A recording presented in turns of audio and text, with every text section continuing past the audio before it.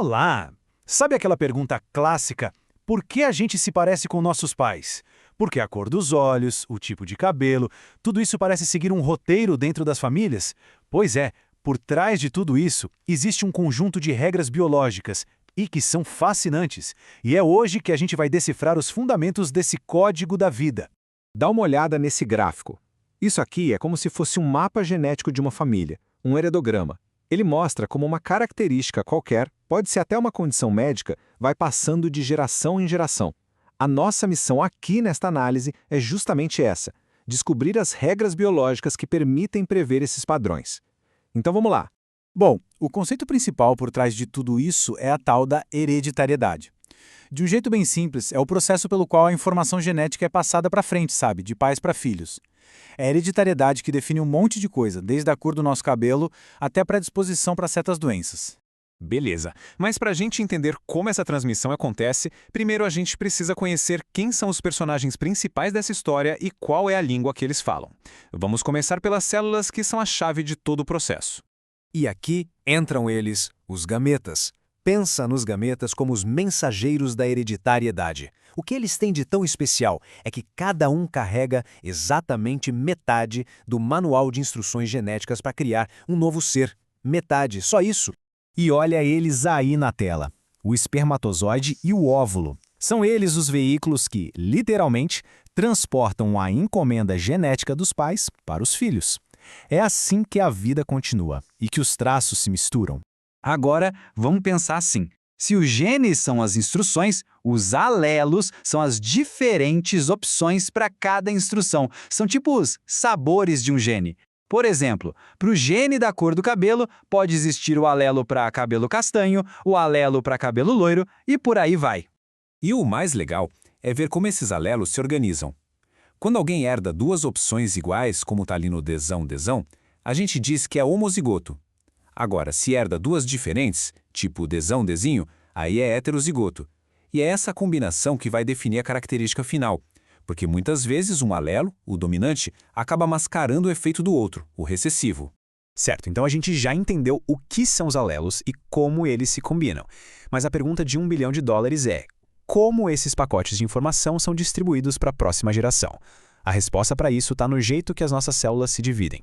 Nosso corpo tem basicamente duas estratégias. A mitose é o Ctrl+C, Ctrl+V do corpo. Ela cria cópias idênticas de células, perfeito para a gente crescer e se curar.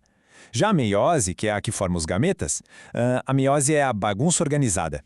O objetivo dela é embaralhar as cartas genéticas para criar diversidade. É a grande máquina da evolução. E essa imagem aqui deixa tudo muito claro, né? A mitose é um processo de uma etapa só. Pum! Duas células iguaizinhas. A meiose, por outro lado, tem 2 rounds de divisão.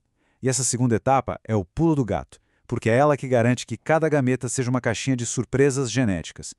Tá bom, essa teoria da meiose como uma máquina de embaralhar é ótima, mas como isso funciona na vida real? Para ver isso em ação, a gente vai analisar um problema bem prático de um estudo com um mosquito que transmite a malária.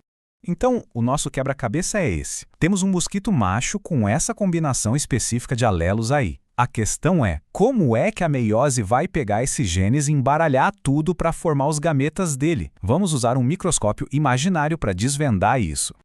Ok, primeira parada, metáfase 1. Dá uma olhada ali no quadrante superior esquerdo. Os pares de cromossomos homólogos, um que veio do pai e outro da mãe do mosquito, eles se alinham no meio da célula. E o jeito que eles se alinham é totalmente aleatório, pura sorte. É aqui que o baralho genético começa a ser seriamente embaralhado. Logo depois, na anáfase 1, ali no canto superior direito, os pares são puxados para lados opostos da célula. O ponto crucial aqui é que são os cromossomos inteiros que se separam, cada um com as suas 2 cópias ainda.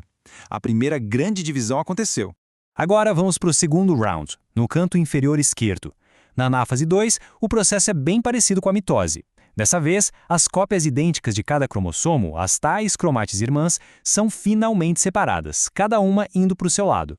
E pronto, o grande final, no canto inferior direito. O resultado, de uma única célula, saíram 4 células totalmente novas e únicas, cada uma com metade dos cromossomos e uma combinação diferente de alelos.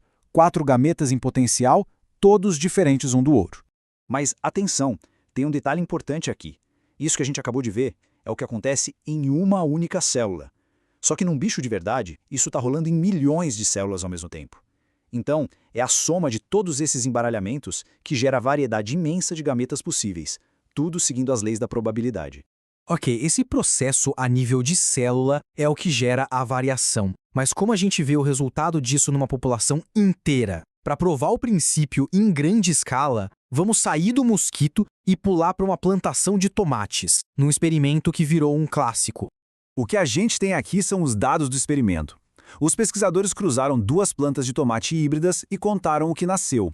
O resultado foram 4 tipos diferentes de plantas, nessas quantidades que a gente está vendo na tabela. Olhando assim, os números podem até parecer meio aleatórios, mas eles escondem um padrão matemático muito preciso.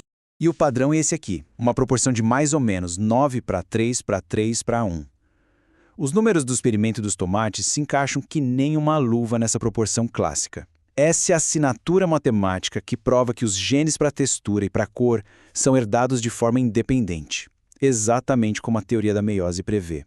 Entender isso revolucionou a agricultura, gente, muito antes de alguém sonhar em ler DNA. E tudo isso nos leva à grande conclusão. As regras que a gente viu em ação no mosquito e no tomateiro não são só deles. São os princípios fundamentais da genética, que valem para quase todas as formas de vida na Terra, inclusive para nós. É algo bem profundo se a gente parar para pensar. As mesmíssimas regras de hereditariedade que definem as características de um inseto ou de uma planta são as que nos moldam. Entender esse código universal nos deu um poder imenso para combater doenças, melhorar plantações e até entender a nossa própria história. A questão que fica no ar é: qual será o próximo capítulo que a gente vai escrever com esse conhecimento?